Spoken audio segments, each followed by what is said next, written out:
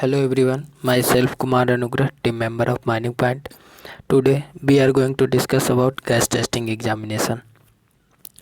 तो चलिए आज के इस वीडियो में अपन देखने वाले हैं गैस टेस्टिंग में पूछे जाने वाले क्वेश्चंस किस टाइप के होते हैं।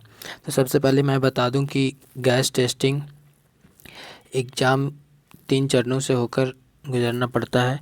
सबसे पहले DDMS साहब के पास से क्वालिफ़ाई करना पड़ता है। रिज़ल्ट लास्ट में आता है तो अपने को एग्ज़ाम तीनों जगह देना पड़ता है। सबसे पहले DGMS साहब के पास, दूसरा सब एरिया के पास और तीसरा चैम्बर पास करते हैं। इसके बाद अपने को gas testing examination qualification certificate मिलता है। तो चलिए स्टार्ट करते हैं कि किस किस टाइप के क्वेश्चंस पूछे जाते हैं। तो मैं एक ये क्वेश्चन शुरुआत में ही लाया हूँ इस टाइप का कि क्योंकि मेरे से ये पूछा गया था और मेरे बताते हैं उन्होंने मतलब एक स्माइल इस टाइप की दी थी जैसे कि उनको लगा कि पास करने के लायक है। मुझे उनके स्माइल से समझ में आया था। तो चलिए मैं स्टार्ट करता हूँ कि किस किस टाइप के क्वेश्चन पूछे जाते हैं। और भी मेरे साथ में दोस्त जो भी एग्ज़ाम दिए थे उन्होंने बताया, उनके आधार पे भी मैं क्वेश्चंस लाया हूँ। तो अभी स्टार्ट करते हैं।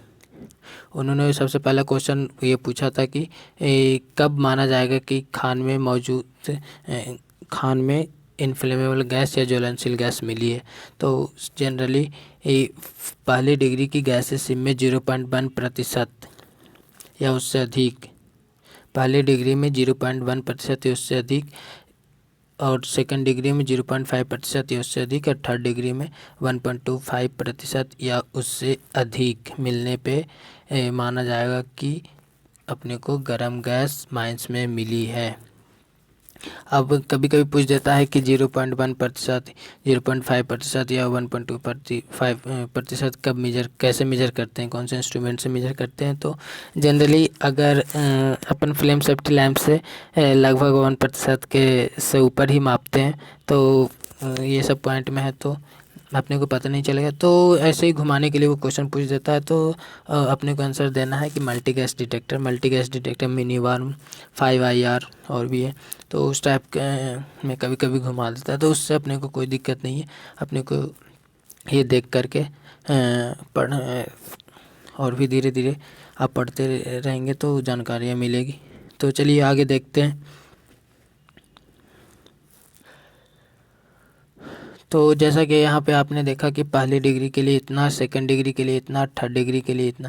लेकिन ये भी मैं पहले बता दूं कि पहली डिग्री की गैस सिम किसे कहेंगे, सेकंड डिग्री की गैस सिम किसे कहेंगे, थर्ड डिग्री गैस सिम किसे कहेंगे। क्योंकि जो ये कोल माइंस है ये पेड़ पौधे के दबने से बना है, तो ये कार्बोनेशियस मैटर इसमें पहले से है। तो कार्बोनेशियस मैटर को डीके और डिकम्पोज होने से ही मेथेन गैस CH4 बनती है। तो ये ट्रैप हो जाते हैं और वही फिर धीरे धीरे इमिट होते हैं। तो इसी बेस पे अपने को पता करना होता है कि कौन सी कौन सी डिग्री ऑफ गैसीनेस है। तो पहली डिग्री के लिए ये 0.1% वहाँ जनरल बॉडी ऑफ एयर में होना चाहिए, तथा रेट ऑफ इमिशन 1% से, rate of emission 1 cubic metre per tonne से कम होना चाहिए। ये पहली डिग्री की गैसेसी में। और सेकंड डिग्री की गैसेसी में जनरल बॉडी ऑफ एयर में इनफ्लेमेबल गैस 0.1% से अधिक हो तथा 0.1% से अधिक हो तथा rate of emission 10 cubic metre per tonne से अधिक न हो। मतलब यह है कि जनरल बॉडी ऑफ एयर में 0.1% से अधिक हो तथा rate of emission 1 cubic metre per tonne से अधिक हो तथा 10 क्यूबिक मीटर पर टन से कम हो। तो ये सेकेंड डिग्री की गैस सिम आती है। और थर्ड डिग्री गैस सिम की बात करें तो ये बस रेट ऑफ इमिशन के बेसिस पे है। 10 क्यूबिक मीटर पर टन से अधिक हो तो वो हमेशा थर्ड डिग्री की गैस सिम होगी। कुछ डेफिनेशंस और भी बात करते हैं, जैसे यहाँ पे जनरल बॉडी ऑफ एयर किसे कहते हैं, कभी कभी आता है जनरल बॉडी ऑफ एयर किसे कहते हैं, डैम्प किसे कहते हैं, और भी कुछ कुछ डेफिनेशंस आते हैं। तो जनरल बॉडी ऑफ एयर की डेफिनेशंस की बात करें तो ये वे सभी सामान्य वातावरण जो रूफ कैविटी को इंक्लूड करता हो, मतलब रूफ कैविटी की हवा को इंक्लूड करता हो, तथा सील्ड ऑफ एरिया और एडजेसेंट बोरहोल के एटमॉस्फेयर को एक्सक्लूड करता हो, मतलब उसको शामिल नहीं करता हो। तो जनरली अगर कोई पूछता है जनरल बॉडी ऑफ एयर का डेफिनेशन, तो it includes roof cavities atmosphere and excludes roof cavity and exclude sealed off area and adjacent borehole atmosphere. इसके बाद कभी कभी इंट्रिंसिकली सेफ और फ्लेम प्रूफ एपरेटस का डेफिनेशंस भी पूछे जाते हैं। तो इंट्रिंसिकली सेफ के बारे में पूछे तो ये जनरली इसका लिमिटेशन 30 वोल्ट तक ही होता है। तो चूँकि इसका जो स्पार्क होगा वो इतना कमज़ोर होगा कि इनफ्लेमेबल गैस में आग न लगा पाए, मतलब वो इग्नाइट नहीं कर पाता है, उसे इंट्रिंसिकली सेफ एपरेटस कहते हैं। लेकिन अगर फ्लेम प्रूफ एपरेटस की बात करें, इसमें ज़्यादा वोल्टेज होते हैं, तो फ्लेम प्रूफ एपरेटस इस तरह के डिज़ाइन किए जाते हैं कि अगर उसमें विस्फोट होती है या फिर स्पार्क होती है तो वो बाहर निकल एटमॉस्फेयर में, मतलब कि फायर डैम के एटमॉस्फेयर में आते आते तक इतनी ठंडी हो जाती है कि वो गर्म गैस में आग न लगा पाए, उसे ही फ्लेम प्रूफ एपरेटस कहते हैं। कभी कभी पूछा जाता है कि गैस, मतलब नॉर्मली पूछ देता है कि गैस के डेफिनेशंस क्या होते हैं, गैस के डेफिनेशन क्या होते हैं। तो गैस का definition, gas includes fumes and vapour, मतलब ये धुआं और भाप को इंक्लूड करता है, शामिल करता है, मतलब धुआं और भाप से बना होता है गैस। और कभी कभी आयतन का भी डेफिनेशन पूछ देता है, तो आपको बताना पड़ेगा कि इन वाई फ्रंट ऑफ द गैलरी उसको आयतन बोलते हैं, या फिर मूविंग फ्रंट जो भी हो उसको फेस या आयतन बोलते हैं। कभी कभी फायरी सिम का भी डेफिनेशन, जनरली ये सब आते रहते हैं इसलिए मैं इसकी चर्चा कर रहा हूँ कि फायरी सिम किसे कहते हैं।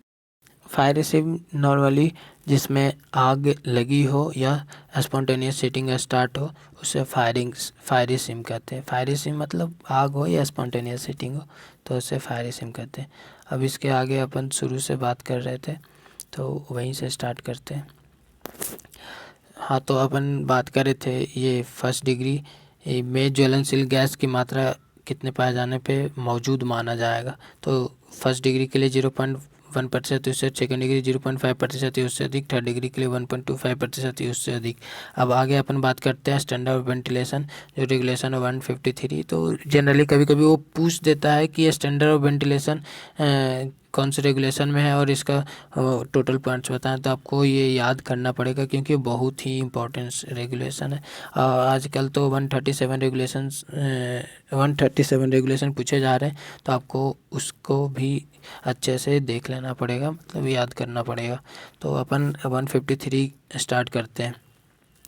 तो सबसे पहले कि अपन ऊपर की पॉइंट को छोड़ते हैं क्योंकि वो किसी काम का अपने को अभी ज़्यादा इम्पोर्टेंट नहीं लग रहा, क्योंकि यहाँ से अपने को ज़्यादा काम का है। तो फर्स्ट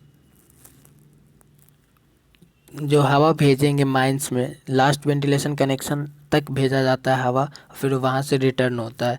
तो इस बेस पे अपने को पूछा कितना क्वांटिटी हवा भेजा जाता है।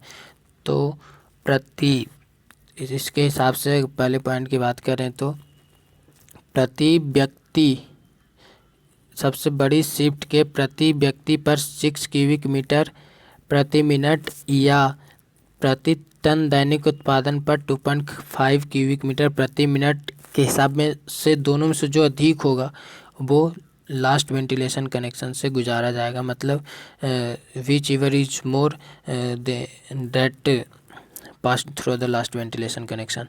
मतलब जैसे अगर मान लीजिए 300 व्यक्ति सबसे बड़ी शिफ्ट में 300 व्यक्ति काम कर रहा है और एक दिन का दैनिक उत्पादन 400 टन है। तो इसके हिसाब से 300 व्यक्ति है तो 300 इंटू 6 कर देंगे, क्योंकि 6 क्यूबिक मीटर प्रति मिनट के हिसाब से प्रति व्यक्ति पर। तो ये हो गया 1800, एक केस में 1800, और दूसरा केस की बात करें तो 400 प्रति टन है 2.5, तो 400 इंटू 2.5 1000 हो गया। तो 1000, 1800 और 1000 में से 1800 अधिक है, तो लास्ट वेंटिलेशन कनेक्शन से 1800 गुजारा जाएगा। ये इस पॉइंट्स का कहने का मतलब ये है। अब अपने दूसरे पॉइंट्स की बात करें तो ऑक्सीजन की मात्रा 90% से कम नहीं होना चाहिए तथा कार्बन डाइऑक्साइड की मात्रा 0.5% से अधिक नहीं होना चाहिए। ऑक्सीजन की मात्रा 19% से कम नहीं होना चाहिए और कार्बन डाइऑक्साइड 0.5% से अधिक नहीं होना चाहिए। एक वो कार्बन मोनोऑक्साइड का इसमें नहीं दिया हुआ है, मतलब वो दिया नहीं जाता, लेकिन अपने को पता होना चाहिए कि कार्बन मोनोऑक्साइड 50 ppm से अधिक नहीं होना चाहिए, उसका थ्रेशोल्ड लिमिट 50 ppm है। और ppm को प्रतिशत में बदलने के लिए आपको 10,000 से भाग देना पड़ता है, तो वो मैं आगे बताऊंगा कि कैसे कन्वर्ट करते हैं ppm से प्रतिशत में और प्रतिशत से ppm।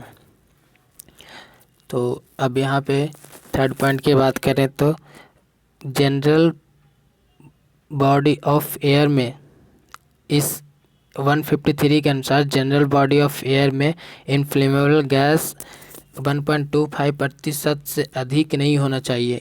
ये स्टैंडर्ड ऑफ वेंटिलेशन के लिए स्टैंडर्ड जो है 1.5% inflammable gas general body of air में नहीं होना चाहिए तथा रिटर्न में 0.75% से अधिक नहीं होना चाहिए।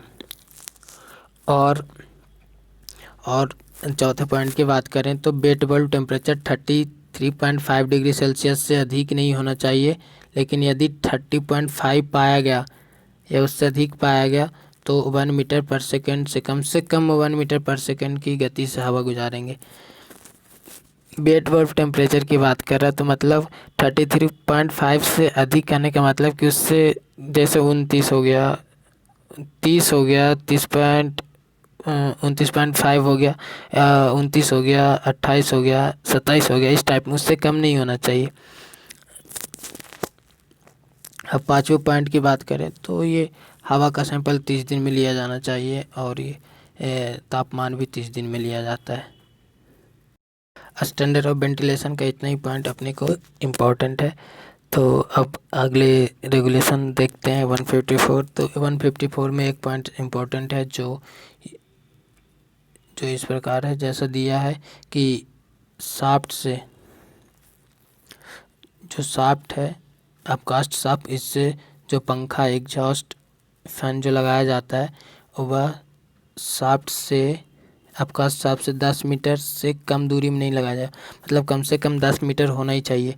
जैसे ये इसका अपकास्ट शाफ्ट है तो यहाँ पे पंखा नहीं लगाते हैं, यहाँ पे पंखा नहीं लगाते हैं, इसके साइड में लगाते हैं, इसलिए इसके बीच की दूरी इसमें बताया गया है कि 10 मीटर से कम नहीं होना चाहिए।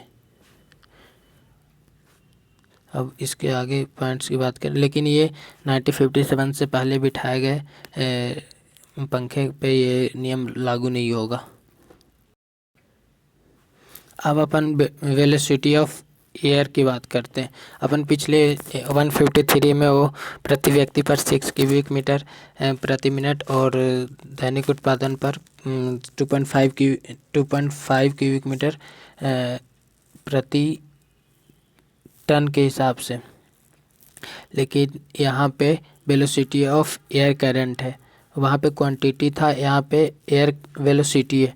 तो velocity first degree, second degree, third degree के लिए कहाँ पे फेस से ठीक बाहर 30 मीटर प्रति मिनट होना चाहिए, और फर्स्ट और सेकंड डिग्री के लिए आयतन से 4.5 मीटर दूर 30, आयतन से हवा पाइप से 7.5 मीटर दूर 15, long wall face maximum span 60, लेकिन थर्ड डिग्री के लिए 4.5 में 45, 7.5 में 25, मैक्सिमम स्पान में 75। तो इसको याद करने के लिए सीधा ये तो याद रहेगा ही, फर्स्ट सेकंड थर्ड डिग्री के लिए आयतन से ठीक बाहर 30 होगा, 30 मीटर प्रति मिनट, लेकिन फर्स्ट एंड सेकंड डिग्री के लिए आप याद करिए 30, 15, 60, 30, 15, 60, और इसमें 45, 25, 75, 45, 25, 75, 30, 15, 60, 45, 25, 75 आप एक दो बार देखेंगे तो आपको याद हो जाएगा।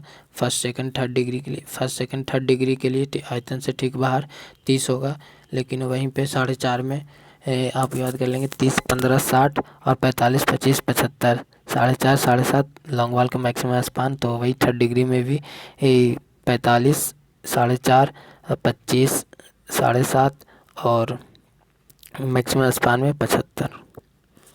अब यहाँ पे ज्वलनशील गैस का रेगुलेशन नंबर 169 की बात करें तो इसमें ज्वलनशील गैस की प्रतिशत मात्रा पर्यावरणीय जांच आता है।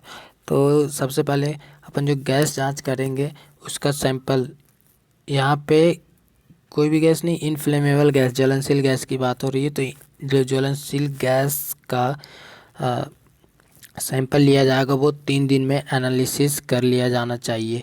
वो 3 दिन में एनालिसिस इसलिए कहा गया है कि 3 दिन नॉर्मली एटमॉस्फेरिक प्रेशर मतलब एकोमोडेशन ज़्यादा चेंज नहीं होता, और 3 दिन के बाद में इधर एटमॉस्फेरिक प्रेशर चेंज होने पे लीकेज या फिर उसमें और भी कोई गैस मिल जाएगा। तो ऐसी समस्या ना आए इसलिए 3 दिन के अंदर विश्लेषण कर लिया जाना चाहिए। जनरली थोड़ा बहुत ही इधर उधर अगर लेट करते हैं तो होगा, लेकिन 3 दिन के अंदर विश्लेषण कर लिया जाना चाहिए, ऐसा रेगुलेशंस में दिए गए हैं। और वहीं पे स्टॉपिंग के अंदर का जो सैंपल लेते हैं वो जो 2 दिन में या फिर 48 घंटे के अंदर विश्लेषण कर लिया जाना चाहिए, ये ऐसा भी है। तो अब आगे अगले पॉइंट की बात करें जो इम्पोर्टेंट है, वो कभी कभी ऐसा पूछता है कि मेथेनोमीटर से कितने दिन में गैस जांच किया जाता है, फ्लेमेबल गैस कितने दिन में जांच किया जाता है। तो गैस जांच 7 दिन में किए जाते हैं, मतलब 7 दिन में कम से कम एक बार जांच किए जाएंगे। लेकिन ये अगर नॉर्मल पूछता है कितने दिन में जांच किए तो 7 दिन में, लेकिन यदि 0.8% से अधिक मिले तो 24 घंटे में एक बार जांच किया जाएगा। और ये जब तक उससे कम ना हो, मतलब उससे कम हो जाए तो कम होने के 7 दिन बाद तक भी जांच किए जाए, मतलब 7 दिन बाद भी 24 घंटे में ही जांच करी जाएगी। लेकिन यदि 0.6% से कम मिलती है, 0.6% से कम मिलती है तो 30 दिन में ज्वलनशील गैस की जांच की जाएगी। 0.6% से कम मिलती है तो 30 दिन के अंतराल पर जांच की जाएगी। वहीं पे ह्यूमिडिटी और इन्वायरमेंटल से रिलेटेड 30 दिन में जांच किया जाता है, जैसे डस्ट वगैरह हो गया और ह्यूमिडिटी, ये सब 30 दिन में। और अपन पिछला बार में पढ़े थे तापमान और ह्यूमिडिटी, वो सब 30 दिन में ही जांच किए जाते हैं। छोटा सा पॉइंट्स है ऑक्सिलरी फैन के लिए, जो 3 मीटर के अंदर तक 3 मीटर तक हवा पहुंचनी चाहिए। ऑक्सिलरी फैन से फेस से 3 मीटर तक हवा पहुंचनी चाहिए। ये कभी कभी पूछ लेता है कितना, पहले 4.5 था अब 3 कर दिया, तो ये इम्पोर्टेंट हो गया।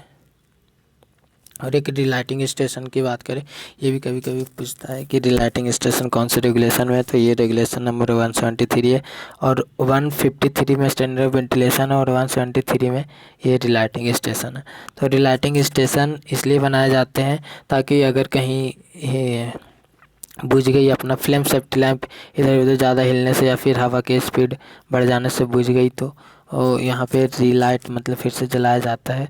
और यहाँ इस गैस टेस्टिंग, यहाँ पे जो जिम्मेदार व्यक्ति, सक्षम व्यक्ति बिठाया जाएगा वो जीटी पास होना चाहिए।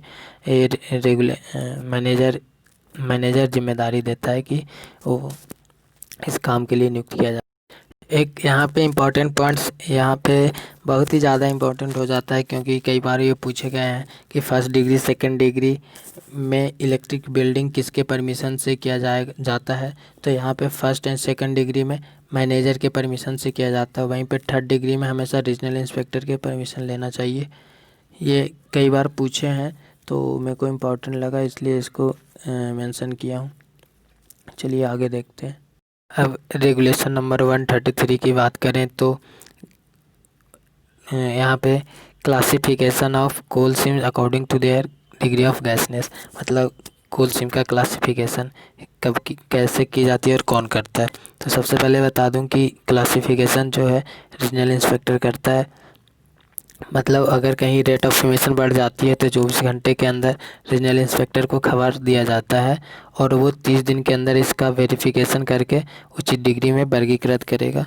जो एडिक्वेट क्लासिफिकेशन है उसके आधार पे वो करेगा। और एक दूसरा पॉइंट ये है 133 में जो इम्पोर्टेंट है, मैं इसमें एग्जाम्पशंस या छूट की बात नहीं कर रहा, उससे आप देख लीजिएगा क्योंकि आप भी रेगुलेशंस पढ़ेंगे ही, पढ़ना ही पड़ेगा। मैं मतलब जो इम्पोर्टेंट लगा जो पूछे जाते हैं, और अगर गहराई से भी पूछ दिया तो अपना जान बचाने के लिए आपको तो पढ़ना ही पड़ेगा। तो मैं बाहर बता रहा हूँ जो इम्पोर्टेंट है, मतलब जो क्रीम टाइप में है वो मैं यहाँ पे चर्चा कर रहा हूँ। इसका दूसरे पॉइंट की बात करें तो मालिक, एजेंट या मैनेजर 30 दिन में, कितने दिन में, 30 दिन में रेट ऑफ एमिशन पता करेगा। मतलब प्रति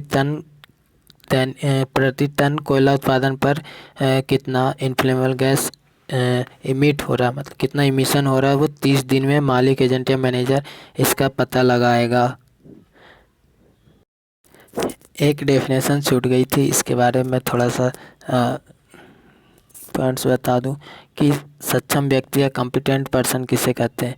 तो कॉम्पिटेंट पर्सन की बात करें तो जो 20 वर्ष की आयु कंप्लीट कर चुका हो तथा जिससे मैनेजर किसी भी काम के लिए जिम्मेदारी दिया गया हो, मतलब जो 20 वर्ष की आयु कंप्लीट कर चुका हो तथा जिसे मैनेजर किसी काम के लिए जिम्मेदारी दिया हो तो उसे सक्षम व्यक्ति कहा जाएगा। वहीं पे जो शॉर्ट फायरर होता है वो सक्षम व्यक्ति होता है, और लेकिन माइनिंग सरदार की बात करें तो वो ऑफिशियल पर्सन्स के अंदर आता है। यहाँ पे ये 2-3 पॉइंट्स है जो उतने इम्पोर्टेंट नहीं है लेकिन आपको जानना चाहिए। जो फर्स्ट या सेकंड डिग्री में मतलब कितने डेटोनेटर ब्लास्ट किए जाएंगे, मतलब दो प्रकार का जो एक्सप्लोडर होता है, single shot, multi shot exploder से कितने डेटोनेटर ब्लास्ट किए जाएंगे, तो उसका भी यहाँ पे दिया गया है। तो फर्स्ट डिग्री में 50, फर्स्ट डिग्री में सिंगल शॉट से 50 और मल्टी शॉट से 100। सेकंड और थर्ड डिग्री में 40-80, मतलब सिंगल शॉट की बात करें 40 और मल्टी शॉट की बात करें तो 80। और ओपन कास्ट में इसकी मतलब सबसे ज़्यादा होगी क्योंकि उसमें इनफ्लेमेबल गैस की कोई प्रॉब्लम ही नहीं है। प्रॉब्लम सेकंड डिग्री या थर्ड डिग्री में ज़्यादा होती है, इसलिए उसमें सबसे कम होता है 40-80। और ओपन कास्ट की बात करें तो सिंगल शॉट से 60 डेटोनेटर ब्लास्ट किए जाएंगे, मल्टी शॉट से 120 डेटोनेटर ब्लास्ट किए जाएंगे। लेकिन कहीं अपने माइंस में फर्स्ट राउंड में 25 डेटोनेटर से अधिक ब्लास्ट नहीं करने का आदेश है, तो इसी आधार पे ब्लास्ट किया जाता है। इसे जनरली आसानी से याद करने के लिए आपको 40 40 50 60 आप यहाँ पे लिख लीजिए, 40 50 60। तो मतलब ये 40 जो होगा सेकंड थर्ड के लिए, ये फर्स्ट के लिए और ये ओपन कास्ट के लिए। तो ये फर्स्ट सिंगल शॉट के लिए, और इधर हो जाएगा इससे दुगना 80, इसका दुगना 100 और इसका दुगना 120। मतलब 40 50 60 याद कर लीजिए, इधर 80 100 120, इस तरीके से इसे याद कर सकते हैं आप। 2-3 पॉइंट्स और भी हैं जो मतलब काम के जानने लायक हैं, जनरली नहीं पूछे जाएंगे लेकिन आपको जानने के लायक है, तो आप इसे जान लीजिए। होल को, जैसे कोई होल है उसमें उसे साफ़ करने के लिए कभी कभी वो आ जाते हैं, मतलब कोयले का डस्ट टाइप में वो ड्रिलिंग करते समय वो उसमें रह जाता है, तो उसे साफ़ करने के लिए हम लोग स्क्रैपर यूज़ करते हैं, स्क्रैपर का प्रयोग करते हैं। आप यहाँ पे देख सकते हैं स्क्रैपर को। वहीं पे क्रीम्पर की बात करें तो डेटोनेटिंग फ्यूज़, ये ओपन कास्ट में क्रीम्पर यूज किया जाता है। डेटोनेटिंग फ्यूज़ को प्लेन डेटोनेटर में इंसर्ट करके उसे एक प्लायर टाइप में है, इंसर्ट करके दबा देते हैं, उसे क्रीम्पर कहते हैं। वहीं पे इसकी बात करें प्रीकर की, तो प्रीकर पिन टाइप में होता है जो छेद करने के काम आता है। जैसे कोई प्लास्टिक में बारूद भरा है तो उसमें छेद करके डेटोनेटर को इंसर्ट किया जाता है। तो ये लकड़ी का भी हो सकता है और पीतल का भी हो सकता है। जनरली माइंस में नॉन इंसेंडिव मेटल्स का यूज करते हैं जो टकराने से जो कि किसी दूसरे मेटल से या पत्थर से टकराने से स्पार्क प्रोड्यूस ना करे, उसका प्रयोग करते हैं। जो पीतल एक दूसरे से टकराता है या फिर किसी पत्थर से टकराता है तो स्पार्क प्रोड्यूस नहीं करता है, इसे नॉन इंसेंडिव मेटल कहते हैं। वही प्रीकर जो है छेद करने काम आता है और उसके बाद बारूद में छेद करने काम आता है और फिर इसमें डेटोनेटर इंसर्ट किया जाता है, इसे ही प्रीकर कहते हैं। तो चलिए यहाँ पे ये सारे एनालिसिस जो पूछे गए हैं क्वेश्चन उसका यहाँ पे ख़त्म करते हैं। जनरली मैं आगे और भी वीडियो गैस टेस्टिंग का बनाने जा रहा हूँ, जो इसमें कारण सहित और जो इम्पोर्टेंट रीजन्स हैं वो सब डिस्कस करेंगे। साथ साथ में आपको विजुअल रूप में, जो अपने को ज़्यादा समय तक याद वही रहता है जो अपने को विजुअल रूप से दिखाया जाता है, पढ़ाया जाता है या समझाया जाता है। तो मैं यही प्रयास कर रहा हूँ कि कारण सहित और विजुअल सहित चीज़ों को आपके सामने रखूँ ताकि आपको ज़्यादा से ज़्यादा समझ बने। तो मैं यहीं पे ये वीडियो को समाप्त करता हूँ। अगर आपको इसका PDF चाहिए तो आपको माइनिंग पॉइंट चैनल जो टेलीग्राम पे बना हुआ है, आप उससे जुड़कर ये PDF को प्राप्त कर सकते हैं। तब तक के लिए थैंक्स, बाय, टाटा।